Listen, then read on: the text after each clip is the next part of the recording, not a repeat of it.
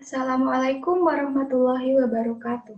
Perkenalkan, nama saya Rizka Oktaviani, NIM 2018-05-20096.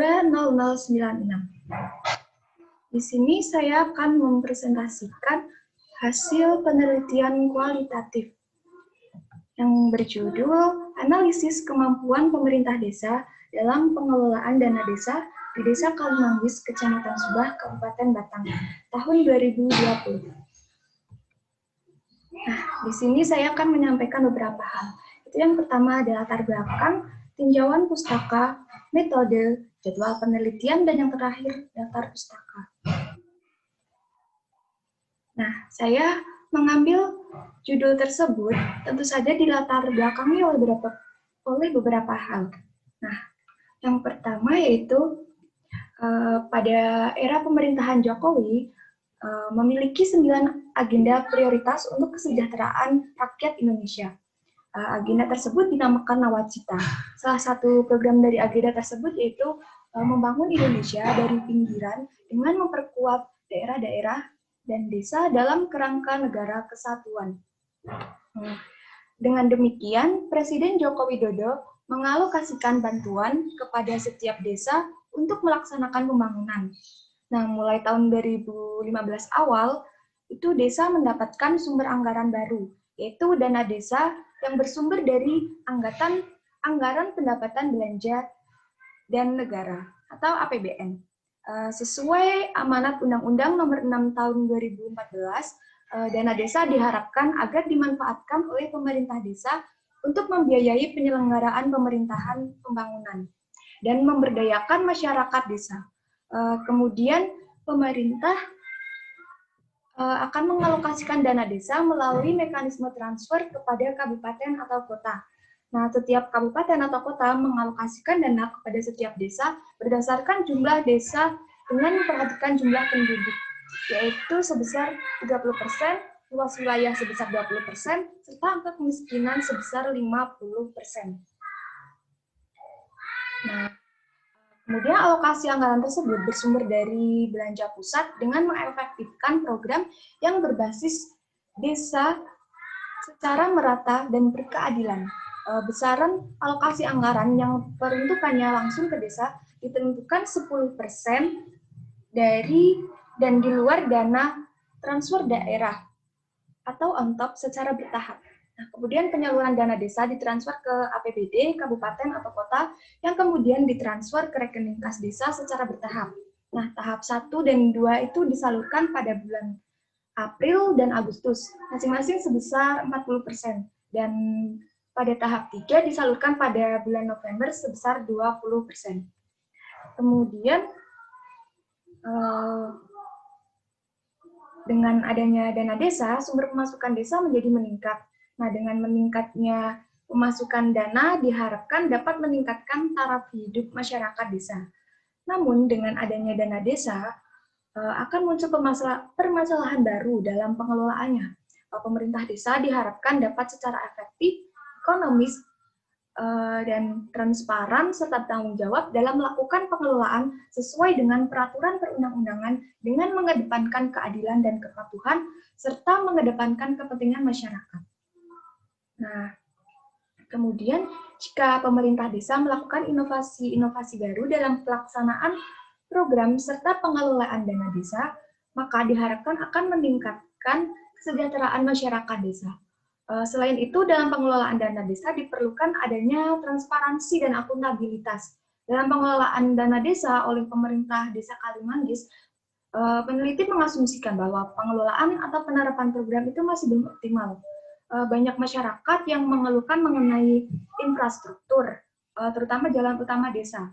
Kemudian prioritas program juga terlihat belum maksimal. Pemerintah desa juga kurang transparan dalam pengelolaan APBD.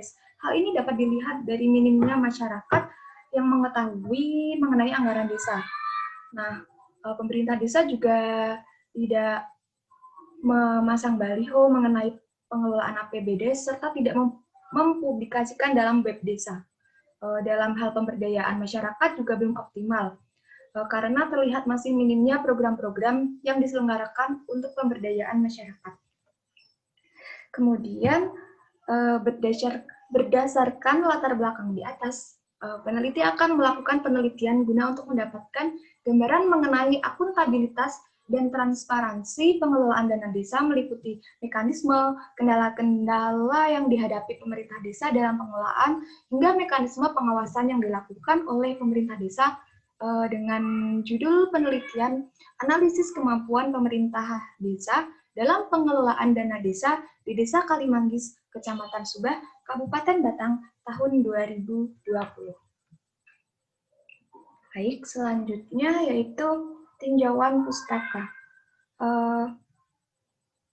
Klasifikasi tema yang pertama itu ada analisis pengelolaan keuangan dana desa.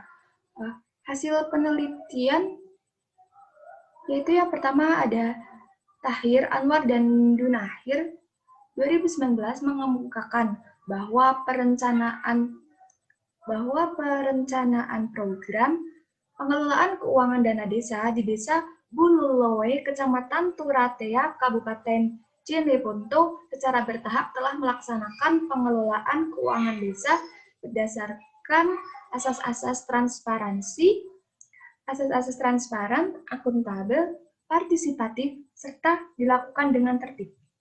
Kemudian, klasifikasi tema selanjutnya yaitu ada analisis pengelolaan dana desa melalui konsep Good Village Governance. Hasil penelitiannya yaitu para pejabat setempat telah melaksanakan tata kelola desa yang baik, yang dimana hal tersebut merupakan prinsip dari GVG itu sendiri, yaitu transparansi. Hal tersebut dapat dilihat dari bagaimana para pemangku kepentingan di sana mengikut sertakan masyarakat desa berbetim dalam melakukan perumusan APBDes dengan melalui beberapa tahapan atau prosedur dalam penyusunan APBDes. Selanjutnya, klasifikasi tema selanjutnya yaitu strategi pengelolaan dana desa untuk meningkatkan kesejahteraan masyarakat desa. Nah, hasil penelitian dari Rahayu 2017 mengemukakan bahwa mekanisme pengelolaan dana desa di Desa Kalikayen sudah sesuai aturan yang ada. Perkembangan infrastruktur sudah jauh lebih baik, dan strategi yang tepat pengelolaan dana desa yaitu dengan mengefektifkan dana-dana bantuan untuk mengoptimalkan pembangunan, maka pemerintah desa perlu memperhatikan dan mengalokasikan kegiatan pembangunan yang ada pada wilayah-wilayah yang menjadi prioritas, dan pemerintah desa harus lebih terbuka serta aspiratif. Nah, selanjutnya ini ada roadmap penelitian yang peneliti lakukan. Itu yang pertama, yaitu ada akuntabilitas pengelolaan dana desa di Desa Kalimanggis, Kecamatan Subah, Kabupaten Batang, tahun 2020. Nah, ada pun faktor-faktor yang mempengaruhi akuntabilitas ini sendiri. Yaitu yang pertama ada pemimpin teladan, kedua koordinasi, kemudian ada keterbukaan, yang keempat ada kelegitimasi dan pengakuan, dan yang terakhir yaitu umpan balik dan evaluasi. Adapun indikator akuntabilitas sendiri yaitu ada yang pertama, kejujuran dan keterbukaan informasi, kepatuhan dalam pelaporan, kesesuaian prosedur, dan yang terakhir, ketepatan penyampaian pelaporan.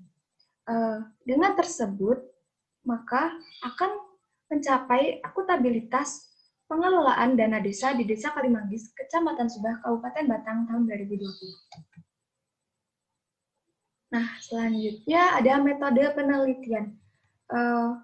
Yaitu yang pertama ada jenis penelitian. Dalam penelitian ini, penulis menggunakan pendekatan kualitatif deskriptif karena penelitian ini akan menghasilkan kesimpulan berupa data yang menggambarkan secara rinci, bukan data yang menghasilkan angka-angka.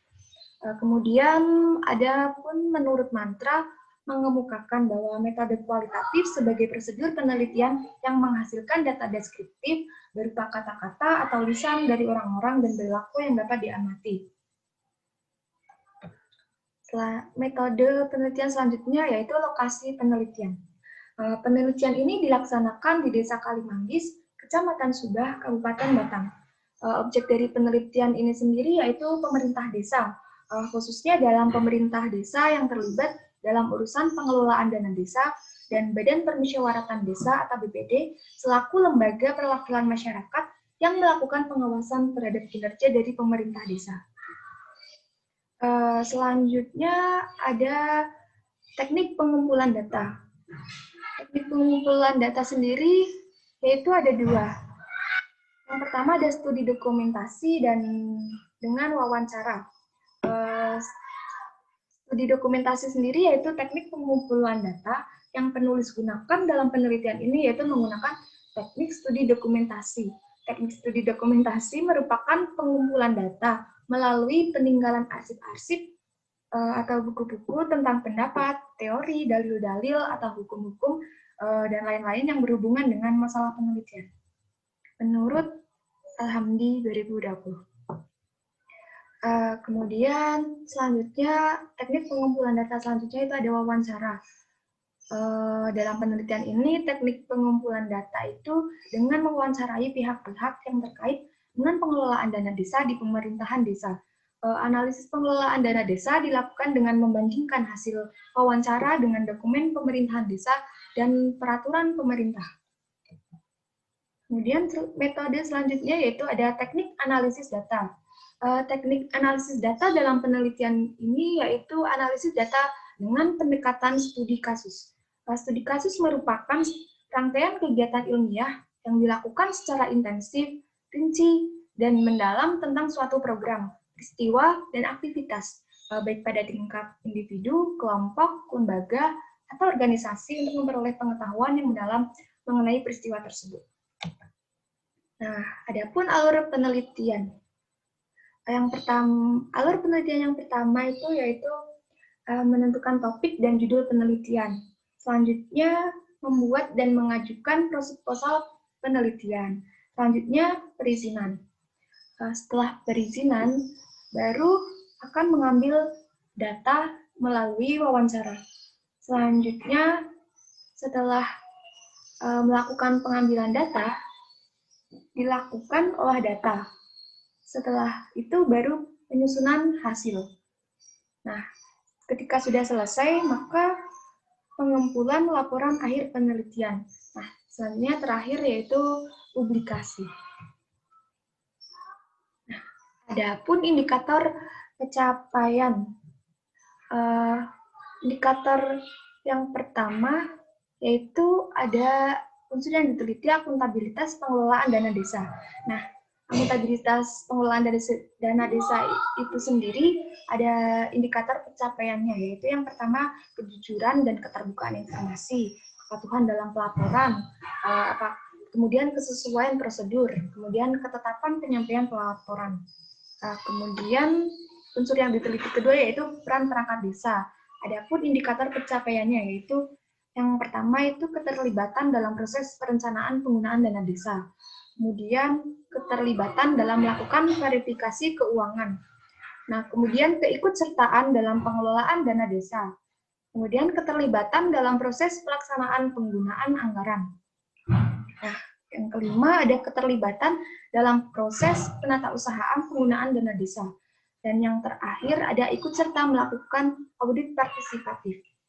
Nah, kemudian selanjutnya ada unsur yang diteliti selanjutnya yaitu kompetensi perangkat desa untuk mengembangkan prinsip transparansi dalam good governance pada pemerintah desa. Nah, adapun indikator pencapaiannya yaitu yang pertama adanya kemudahan dalam mengakses data, adanya keterbukaan informasi yang jelas dan mudah dipahami. Selanjutnya, adanya informasi yang mudah dijangkau dan bebas diperoleh. Yang keempat, ada adanya mekanisme untuk menjawab pertanyaan publik. Dan yang terakhir, adanya evaluasi dan pemantauan. Adapun jadwal penelitian yang akan dilakukan oleh peneliti. Nah, jadwal yang pertama yaitu kegiatan menentukan topik. Ini dilakukan pada minggu pertama pada bulan November. Kemudian membuat susunan proposal, ini dilakukan pada minggu kedua bulan November sampai minggu ketiga bulan Desember. Selanjutnya ada perizinan. Perizinan sendiri dilakukan pada minggu keempat bulan Desember. Wawan setelah dapat izin, saya melakukan wawancara. Wawancara sendiri dilakukan pada minggu keempat bulan Desember. Setelah itu baru mengolah data, yang kemudian olah data sendiri dilakukan pada minggu pertama pada bulan Januari. Selanjutnya, penyusunan hasil dilakukan pada minggu pertama dan kedua bulan Januari 2021, kemudian pengumpulan proposal dilakukan pada minggu ketiga bulan Januari 2021, dan yang terakhir publikasi, itu pada minggu keempat bulan Januari 2021. Adapun daftar pustaka yang penulis gunakan.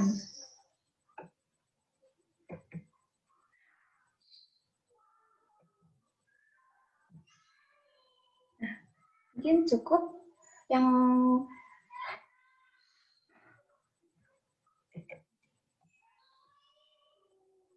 berikut yang dapat saya sampaikan. Kurang lebihnya mohon maaf. Apabila ada salah kata mohon dimaafkan. Terima kasih atas perhatiannya. Wassalamualaikum warahmatullahi wabarakatuh.